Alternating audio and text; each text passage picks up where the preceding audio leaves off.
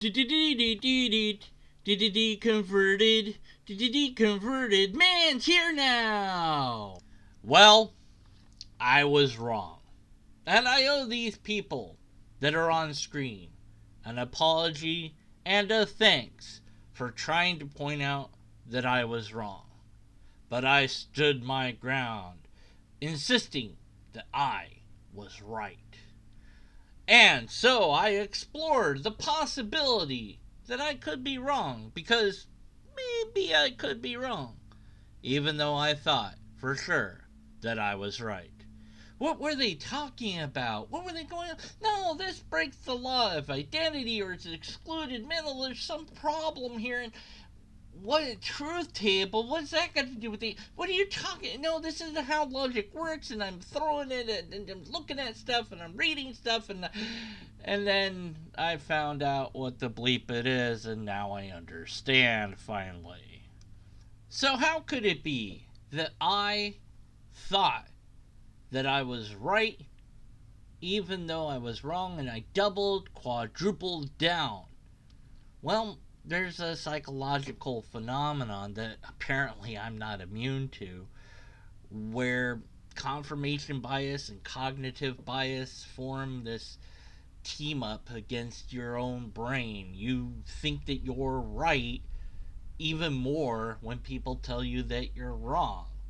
It's very interesting when that happens, and you have to somehow be aware that it's happening, because otherwise you might not be a good skeptic, and I want to be a good skeptic. Now, I do dislike this argument. I really do. But it is valid. It's valid. But is it sound? Well, that requires you to accept the premises to say it's sound. If you reject P1 or P2, then it's not sound. However, you'd have to show how they aren't sound. That is, how they are not true. So maybe Christianity doesn't mean there's a perfect being, or maybe a perfect being doesn't make Christianity false. And I suspect that if somebody was a Christian, they'd probably reject P2 more readily than P1. These damnable YouTube shorts are actually what's really to blame for this, not me, at least in part. The Atheist Experience put out this complicated argument that's a formal argument. And then they don't explain how or why it's right, what sort of argument it is, and everything that should have gone into not just showing us the argument and telling us the argument, but explaining the structure of the argument. That would have been something very educational and something that would help people who don't necessarily know about this formal logic to understand why and how this argument works. But you just don't have time to do that in these YouTube shorts. So, screw the shorts. So if they're not going to explain it, then I guess I'll explain it. So strap in your boots, soldiers. We're marching down a logic suck logic line. What sort of argument is this? It's called a conditional statement. An if-then statement. If X is true, then Z is true. Let me give you an example. If it is raining, then I will bring an umbrella. If the first condition is true, then the second condition will also be true. What's important to note with these conditional statements is the second part of the statement is not tied in to the first part. So if I have an umbrella, maybe it's raining, maybe it's not, it doesn't really matter.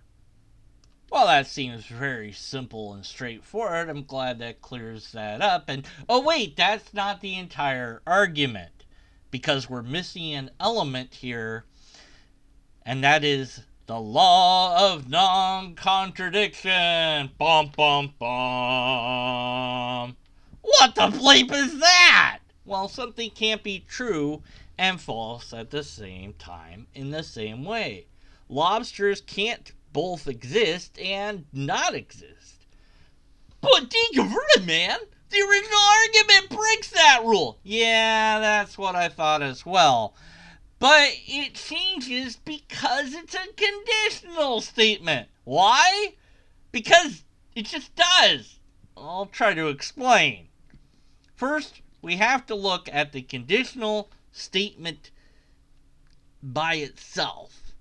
And then we have to add in the law of non-contradiction, and then by conjoining the two, we can get the result. Simple. Okay. So I'm going to use this umbrella and rain all over again for my example. If it's raining, I'm bringing my umbrella. If I bring my umbrella, it's not raining. Two conditional statements. Now it's time for the brain melt. The law of non-contradiction makes this, of course, impossible. See, the law of non-contradiction means that 1 and 2 can't both be true. So 2 takes away 1, basically. That's the way that I think about this. Because 2 is the second, it negates the first. Basically, they can't both be true at the same time, so therefore it has to be false that it's raining. So bringing my umbrella then means it's not raining anymore. This is perfectly valid. But whether or not it's sound, that depends on if we accept their premises or not. So that's really wacky. But what's so important and what's so bizarre about this type of argumentation is there doesn't have to be any link between the hypotheticals in question. The first part and the second part don't need to have anything to do with each other. Oh yeah, here we go. Premise 1. If lobsters exist, then I have $1 million. If I have $1 million, then lobsters don't exist, so therefore lobsters don't exist.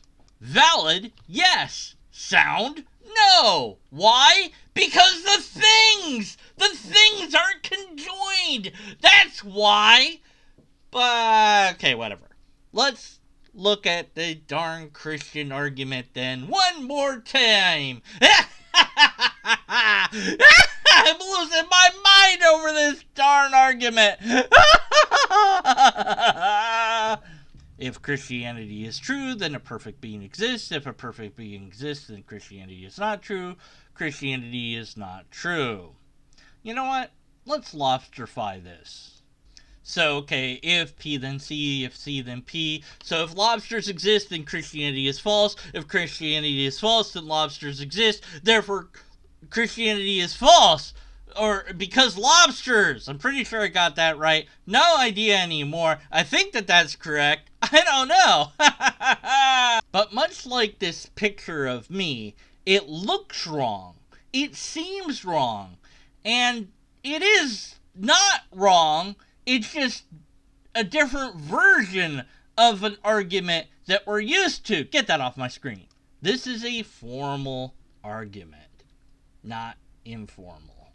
So I was looking at it as if it was either a modus ponens or modus teleus or a hypothetical or disjunctive syllogism. It looked like a hypothetical because it contains if, but a hypothetical contains an if on the last statement as well. Tricky, tricky. It's valid, but is it sound? Because that's what matters. Maybe Christianity doesn't mean there's a perfect being. Maybe a perfect being doesn't negate Christianity. Perhaps lobsters have nothing to do with my money or the truth of Christianity. Of course, we all know that without lobsters, nothing would exist, but no one's proven that to be wrong, right? So, rebuttal the lobsters, I bleeping dare you! Anyways, so there you go. If you still don't understand, click the links in the description box for those relevant links to the topic are there in the description box. And if you still don't understand, don't worry.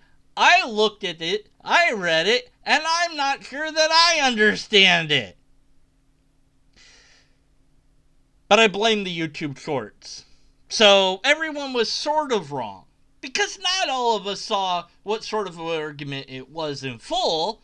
Many of us saw what it was in parts. And other people said parts and this part, and they suggested this, and I look at that, and all that. So combined, then yes, they're right. But individually, technically, at some level, they're not quite fully right. So that means I'm kind of not fully wrong then? And I really don't want to be wrong, and I want them to be wrong, and I want to be right. Alright, fine. Let me summarize it like this. Let's see. If I'm right, then I'm not wrong. If I'm wrong, then I'm not right. Therefore, I'm a lobster. Pretty sure that's not valid anymore.